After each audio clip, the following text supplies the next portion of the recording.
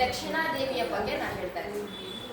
ಒಮ್ಮೆ ಹೀಗೆ ವ್ಯಾಸರು ದೇವಿ ಭಾಗವತ ಹೇಳ್ಬೇಕಾದ್ರೆ ಜನಮೇಜಯ ಕೇಳ್ತಾನೆ, ವ್ಯಾಸರೇ, ನಾವು ಭೂಲೋಕದಲ್ಲಿ ಇರೋದ್ರಿಂದ ನಾವು ಏನ್ ಮಾಡಿದ್ರೆ, ಯಾವ ಯಜ್ಞ, ಯಾವ ಪೂಜೆ, ಯಾವ ವ್ರತವನ್ನ ಮಾಡಿದ್ರೆ ನಮ್ಗೆ ಪೂರ್ಣವಾದ ಫಲ ಸಿಗುತ್ತೆ ಅಂತ ಕೇಳ್ತಾರೆ.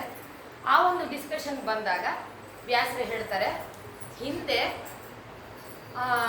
ಹೋಮಗಳ ಯಜ್ಞಗಳೆಲ್ಲ ಮಾಡ್ಬೇಕು ಮುಂಚೆ.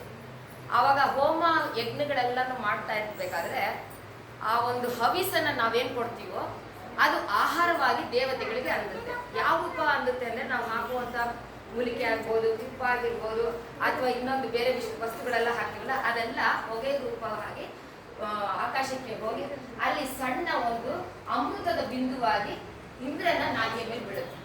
ಇಂದ್ರ ತಾನು ಶಕ್ತಿಶಾಲಿಯಾಗಿ ಆ ಶಕ್ತಿಯನ್ನ ಎಲ್ಲ ದೇವತೆಗಳಿಗೂ ಹಂಚ್ತಾನೆ, ಅವ್ರಿಗೆ ಶಕ್ತಿ ಬರುತ್ತೆ. ಆದ್ರೆ ಆಗ ಮುಂಚೆ ಇಷ್ಟೆಲ್ಲ ಪೂಜೆಗಳು, ಇಷ್ಟೆಲ್ಲ ಹವನಗಳು ಮಾಡಿದ್ರು ಕೂಡ ಅವ್ರಿಗೆ ಆಹಾರ అందుತ್ತಾ ಇರಲಿಲ್ಲ, ಅಂದ್ರೆ ಸಿಗ್ತಾ ಇರಲಿಲ್ಲ. ಆವಾಗ ಅವ್ರು ಯೋಚನೆ ಮಾಡ್ತಾರೆ, ಇದು ಬರಕ್ ಮುಂಚೆ ನಾನು ಹೇಳಿದ್ವಿ, ಇವಾಗ ನಾವು ಮಾಡ್ತಾ ಇರೋದು ಏನಕ್ಕೆ ಅಂತ ಕಾರಣ ಗೊತ್ತಿದೆ, ಬಟ್ ಅದಕ್ಕೆ ಮುಂಚೆ ಏನಾಗಿತ್ತು ಅಂತ ಹೇಳ್ಬೇಕು.